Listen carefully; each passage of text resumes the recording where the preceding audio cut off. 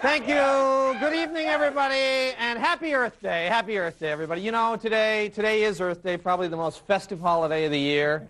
Everyone's out exchanging dirt bouquets, and little boys and girls are dressed up as compost. I love it. I love it. There's a big Earth Day celebration over at the Seattle Center right now, and I hope they get everything swept up by Tuesday, because that's the big 30th anniversary of the Seattle World's Fair.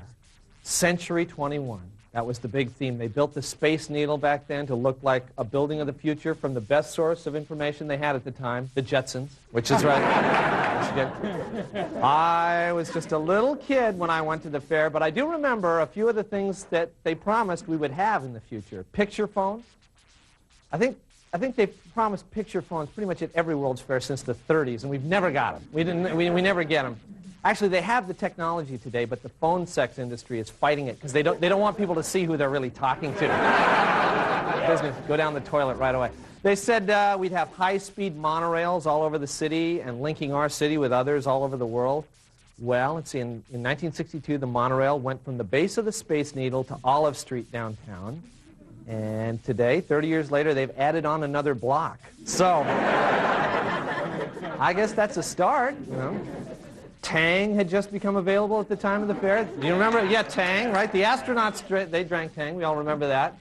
Still, I guess it's still primarily used by astronauts. Tang is. It's the astronaut drink. They also said we'd have moving sidewalks, which I guess that turned out to be impractical, although it would have solved the transient problem. Would have solved that. You just don't want to be down the sidewalk from Pioneer Square, which would be a problem there.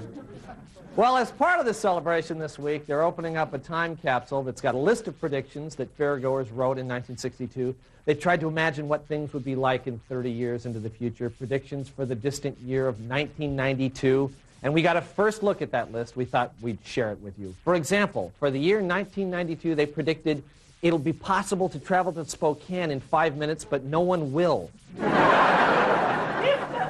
Frederick Nelsons will be the most successful department store in America, with stores in all 50 states. Yeah, they got that one right. They predicted that the toys in Cracker Jacks are going to be really crappy.